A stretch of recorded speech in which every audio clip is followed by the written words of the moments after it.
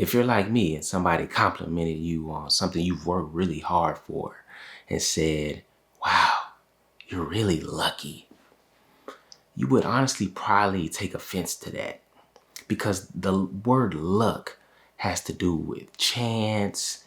And when you work hard for something, it's easy to feel like that's a slight. In this video, we're going to talk about how you play a pivotal role in your own luck and success, and how they intertwine, and how you can get lucky. Hey guys, if you're new here, I'm Chris Haywood with the Creator channel, where we talk everything purpose, alignment, and success. I'm not your guru by any means. I'm just a hardworking man with a family and a business trying to grow his YouTube channel. Today we're talking about how to get lucky and how exposure and opportunity and fortune intertwine. The inspiration for this has come from the book called Serendipity Mindset by Christian Bush. It's a book that had my mind going crazy, and we're going to talk about some of the things that we uncovered and ultimately how we're going to get lucky, and how exposure, action, and opportunity intersect, and the role we play in that arena. So let me go ahead and read a standard dictionary version of the word serendipity. It says, the occurrence of finding valuable, pleasant, or agreeable things by chance, luck, or unexpected good fortune. Okay, that's the standard definition of serendipity.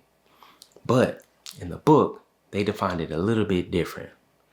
The author defines it as serendipity is the process of turning unexpected events into positive outcomes through insight and action. Now, this is an important distinction, and it says that the unexpected action is not enough, and that there's still additional steps that you have a role in to play a part in serendipity and your good fortune. Why is this important? On the road to success, on the road to riches, or whatever you're trying to do, you're gonna need good fortune. You want to be successful, and you want to attract good things. So ultimately, learning how we play a role in that is going to be critical. The author breaks serendipity down in pretty much 3 steps. Number 1 is exposure. This is the unexpected event that we didn't expect.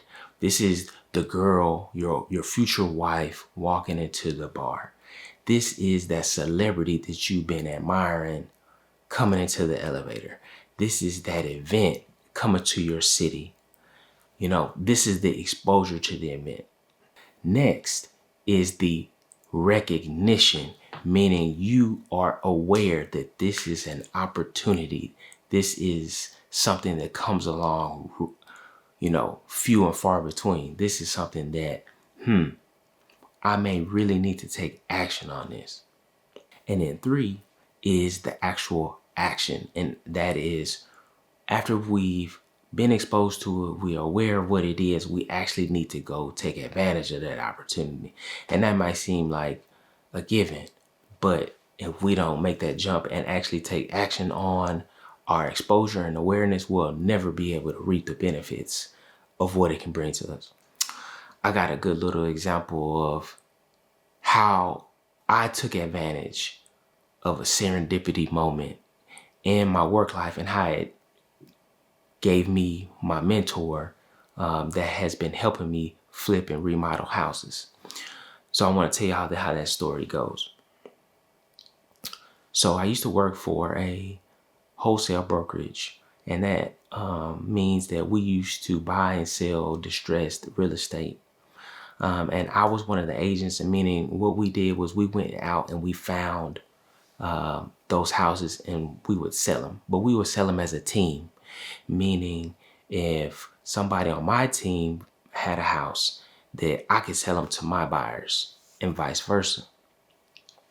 So one of my co-workers, Stuart, had a really cool buyer that I was really a little jealous of. He had a buyer named Jamil, and Jamil was a black guy. He was, fit. He drove a real 745 Beamer, and at some of the properties we had, when we had showings, he would come, and I would be like, man, that's cool, man. He looked like a cool dude. I had a little couple conversations with him, and so I knew about him. Well, Stewart, who represented Jamil, you couldn't share buyers. Once you had a buyer, that was your buyer. And so Stewart decided to venture out and to go open an office in Utah, in Salt Lake City. And this was a big opportunity for Stewart because he was going to be assistant GM, and he would have the opportunity to go make more money. And so I had already had my eyes on Jamil because I knew that, it's not a lot of African American men in flipping and remodeling in Austin. So I knew it was a rare thing. And I knew if somebody was like me or come from a similar background, they may be able to maybe teach me something or be a good mentor. So when I found out that Stewart was going to Utah, the first thing I did was I went up in the office and I said, hey, I went to my manager and I said, hey, Jamil, I want him to be my buyer. We've already had some conversations. And so when Stewart leaves, I want you to assign him to me. And my manager was like, okay, that's fine. So Stewart left, and sure enough, Jamil came into my buyer's book. Now, after months being in my buyer's book, Jamil and I became great friends. And when I left the brokerage, Jamil wound up becoming my mentor to help me learn how to remodel houses. Not only that, he has become one of my greatest friends, and it all stemmed from understanding that moment when Stewart left the office, that I had an opportunity to close that gap and to be, for him to be somebody, a near peer for me. And in that moment, when I went into that office and I decided I'd already had the exposure, I had the awareness that what this potential relationship could be. And then I went into the office and I acted on it. Not only did I act on getting him switched over, but I brought value, meaning he appreciated how I kept it real with him on the numbers and how I was always transparent and if I thought a deal was good or not. So eventually, when I got an opportunity to do a flip, not only did he mentor me, but he gave me money, an investment, to put down on that while I remodeled, and he coached me through it. So that's just an example of, man, I didn't have any control over Stewart going to Utah. I didn't even know it was going to happen, but I was aware of what an opportunity was, and I took action, and I've been reaping the benefits of it because I talk to Jamil every week, and he's a peer who literally taught me how to feed my family and how to do remodels. So now that we know what serendipity is and some kind of 3 pillars of it, exposure, awareness, and action, let's actually talk about some tips and some things that we can do to prepare ourselves to get that fortune and get that luck on our side. All right, so number 1, we're gonna call this increase your surface area. And when I think of that, I mean expanding and taking up more space in the mind of the people that you already know. No matter what you got going, you running a business, you trying to start a clothing line, you got something going on, you got projects, and people need to know about what you got going on. And so as opposed to throwing a line in the water, I want you to think about this in terms of casting a net. And so casting a net is spreading out so people can see and you can eventually try to catch something. So I think about this when I was doing in the wholesaling game. I remember I had to throw signs. I had to throw signs all in the city. And the more signs you throw, the more phone calls you're gonna get. It's 100% facts. And the better you get at throwing signs, if you put them in strategic places, you'll get, even more calls. My very first deal in wholesaling was a house, a duplex that these young kids found, and they called me off of my sign. And we wind up, buying that thing for like $40,000 and selling it for, man, crazy amount of money. And that was my very, very first deal. And I never forget seeing that amount of money in my checking account.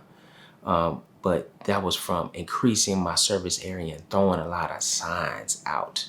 And so throwing a lot of signs or spreading your service area can mean doing posts on social media, telling people what you got going on, sending texts out, hey, I just want to let you know what I got going on. And this is how you can participate in my journey. This is how you can help me. Going to network events and teaching, putting yourself in a position where more people have eyes on you is a great way that you can increase your fortune. Number two, you want to keep a beginner's mind. So on this road to success and fortune, you're going to want to stay humble, and you got to realize and put yourself in places where you're not always, the smartest in the room. Exposing yourself to new skills, new industries, new information is also going to open you up to more possibilities. I love to learn new things when the remodeling game that I'm doing with my construction company. I love to go check in on my vendors, on my electrical and my plumbing, and go ask them, hey, why are you doing it like this? What's a way we can improve our process? And at that point, although I'm paying the vendor, I am a student, and they're teaching me why they do this and how we can improve our processes. And so keeping that beginner's mind is always how you're going to stay tapped in and how you're going to have the right attitude to be open to more possibilities. We also said that in that recognition phase, you cannot recognize an opportunity if you don't have information and you don't have the knowledge of what's going on in your industry and going on in your surroundings. So keeping that beginner's mind and knowing what's going on will allow you to know when you should take advantage of something. So there is a certain level of competence that really helps you to have that awareness, because it's like they say, opportunity is invisible until your awareness catches up to it. And finally, you need to do something about it. And trust me, taking action can be the hardest step, because there's going to be fear, there's going to be feelings of invalidation. And so what I like to do is I like to close the gap and make that action very small, as opposed to saying, I'm going to start a short YouTube video, a YouTube channel. I'm going to break that up in a piece that's so small to where when I check off that box, I can feel good about that completion. Okay. And when you take action, you have to have that mindset of, I'm just going to learn something about this situation.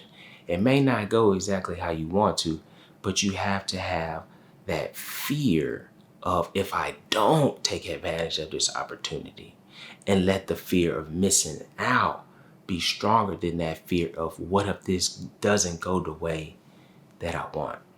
There's no substitute for action. And honestly, I'm the type of person to where I learn more from taking action and getting my own experience and my own feedback, and doing that feedback loop of action, review, action, review, plan, action, review, plan, action, review, or whatever version of that. I learned by bumping into life and then readjusting. And so that loop, feedback loop, keeps me always new information coming in that's my own. On the road to success, we understand that it's a game. It's a game to be played. And if we don't know the rules and if we don't know how to take advantage of how the game is played, then we won't win. And so understanding serendipity, understanding how we play a pivotal role in fortune and that we can play a role in getting lucky by being knowledgeable, having the self-awareness when opportunity comes, and then ultimately taking action on those things, meaning we actually have control over our fortune. And that honestly makes me feel good that it's not just some stroke of luck. So let's keep our eyes open. Let's keep our eyes keen for that next opportunity that's going to take us to the next level. Y'all know what it is. Chris Haywood with the Creator channel. Peace.